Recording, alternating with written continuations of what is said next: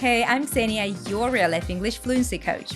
And today, we are bringing back another one of our classic lessons. And trust me, this one is packed with gold. If you've been learning English for a while, you'll know that sometimes progress doesn't feel linear.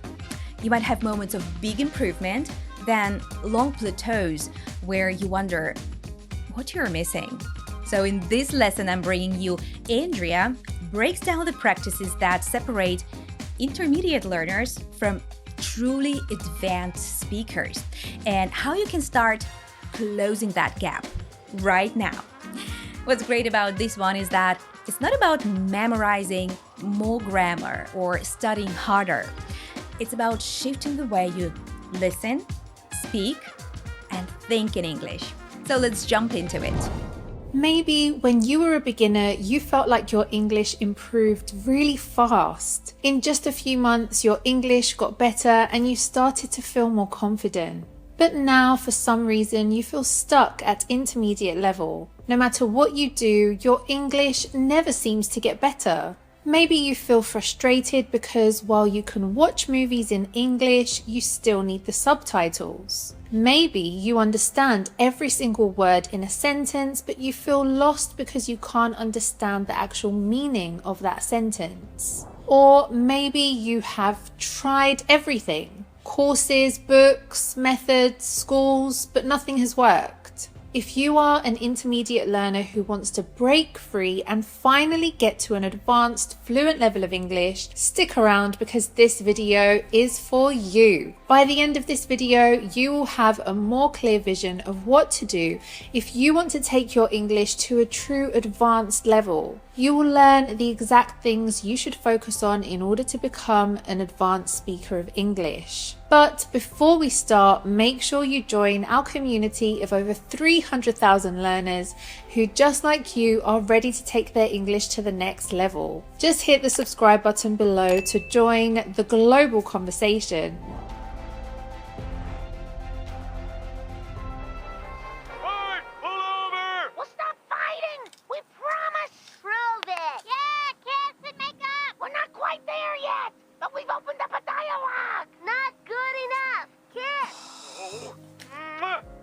Have you ever experienced this?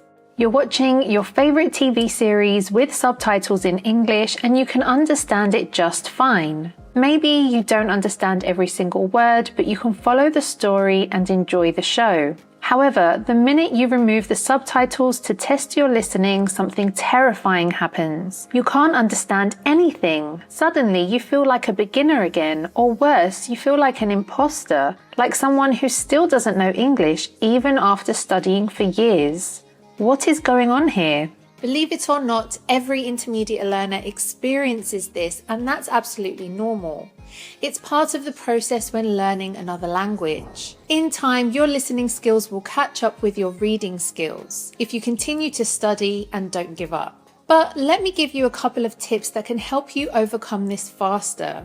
Listen to English more often. I know this may sound obvious, but it's true. Maybe you've gotten used to always having subtitles to read, a transcript, or any kind of visual aid to help you. But when was the last time you only listened to English? In your study routine, make sure you include moments where you will just listen to the language without any help or visual material. Podcasts are excellent for this. Close your eyes and simply listen. If you do this regularly, you will start to become less and less dependent on subtitles and images. Learn about connected speech. Connected speech is how we describe when native speakers reduce, cut, or connect sounds when they speak. This is absolutely crucial. Make sure you study connected speech and learn about the main sounds and letters that are reduced, cut, or connected in spoken English. Also, it's important that you train your ear to identify these patterns. If you want to get started with connected speech, we highly recommend you watch this lesson about how to cut sounds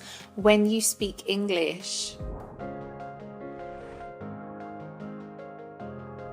So, what do you believe that you can bring to the table if we take you on?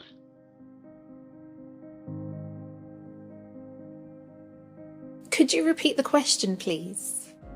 Let's analyze this question. What do you believe you can bring to the table if we decide to take you on? If you're an intermediate learner, you probably understand every single word of this question. Let's look at each word individually. What do you believe you can bring to the table if we decide to take you on?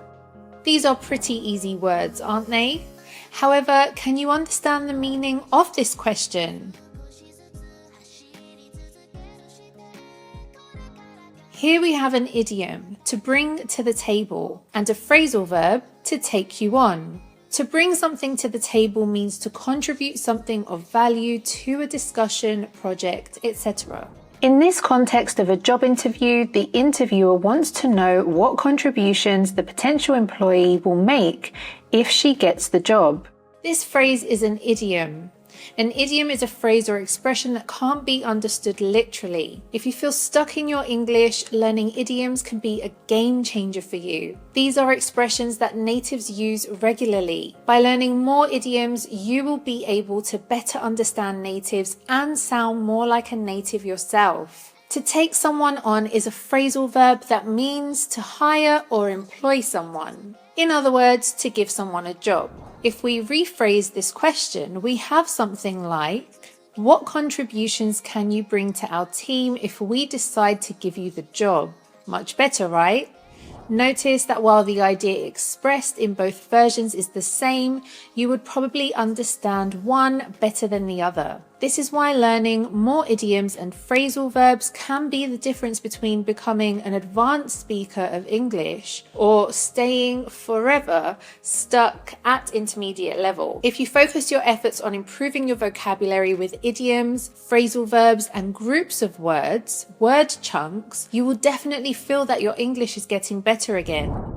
By the way, with all these advanced English expressions like catch up with, bring something to the table, and game changer, I know it can feel frustrating trying to remember and use them.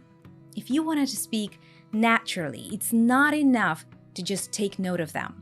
You need to practice them until they are automatic. Well, with the hundreds of lessons in our app, you can learn new useful expressions and phrasal verbs like these every week and never forget them with our magic flashcards. They use smart technology that brings back words for review right when you're about to forget them. And even if you're busy, you can learn with as little as 10 minutes per day. It's that easy. So if you are ready to get unstuck and impress people with your fluent, native-like English, give the RealLife English app a try. Get this lesson for free by clicking the link below.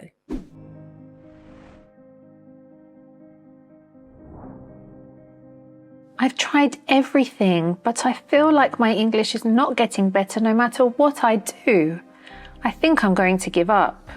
Maybe you're discouraged because you feel like you have tried everything, but for some reason your English still feels stagnant. In the last part of this video, I will give you one very specific topic you can study in order to start to see progress in your learning again. Study word formation. There are 4 different types of words in English: nouns, verbs, adjectives, and adverbs. It's common for words in English to have some or all of these forms. Let's take the word beautiful. Beautiful is an adjective that means very pretty or attractive. For example, she's a beautiful girl. However, did you know that you can form other words from beautiful? We can form a noun, beauty. For example, many artists try to represent beauty in their paintings. We can form an adverb, beautifully. For example, he sings beautifully. And finally, we can form a verb, beautify. To beautify means to make something beautiful. For example, I bought some pictures and vases to beautify my apartment. While most intermediate learners probably know the words beautiful and beauty, they don't realize that we also have the words beautifully or even beautify. This is why we call it word formation, because we take a word that we already know and form other words from them. Also, notice that depending on the form of the word you use, the sentence must be written differently. The key to mastering word formation is learning about prefixes and suffixes. Prefixes are added to the beginning of the word and suffixes are added to the end of the word. Their main purpose is to change the original meaning. Perfect, imperfect, perfectly, imperfectly, perfection, imperfection, to perfect, success, successful, successfully, unsuccessful, unsuccessfully, to succeed. Word formation is also an excellent way for you to get out of intermediate level because it forces you to use the words you already know in a different way. You can start practicing this by making a list of words you already know and looking for different forms of each one. If you have a verb, try to think of the noun form of that verb. If you have an adjective, try to find out the adverb form of that adjective. Once you learn all the possible forms of a word, learn how to use each one in a sentence. Word formation is such a fascinating topic that we can't discuss all of it in just one video. If you'd like to learn more about word formation, leave a comment down below with the phrase, "I want to learn word formation." If there are many requests, we will create more lessons on this topic. In this video, you learned very specific things you should focus on if you want to keep progressing with your English and become an advanced speaker. Do you remember what they were? Listen to English more often. Develop the habit of just listening to the language without any visual help. Learn about connected speech. Study how natives cut, reduce, and connect the sounds when they speak. Then practice speaking using connected speech elements. Improve your vocabulary by learning more expressions. Learn different idioms, phrasal verbs, and collocations. Study word formation.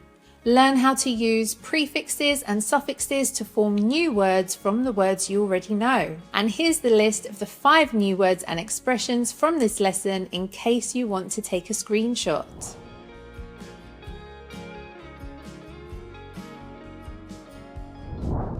Hey, thanks so much for watching. I hope this classic lesson reminded you that becoming an advanced English speaker isn't about doing more. It's about focusing on the right things that truly move you forward. Keep practicing with purpose and you'll feel your English becoming more natural every day.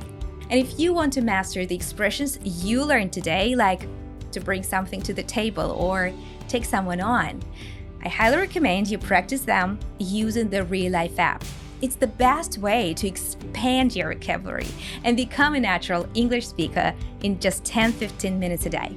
Until next time, and remember that no matter what divides us, that which unites us is far greater. Oh, yeah. Hey, I'm Ethan, your RealLife English Fluency Coach, and the words that we natives use change from the US, UK, Australia, and South Africa. Each country adds its own unique flavor to the language. In today's lesson, we'll explore some of the most common vocabulary differences between American, British, and Australian English in a fun lesson I recorded a while back with 2 amazing fluency coaches, Andrea from the UK and Ollie from Australia. We decided to bring it back because these kinds of differences just don't get talked about enough. And understanding them will not only help you enjoy movies and series from different countries, but also to feel more confident when connecting with native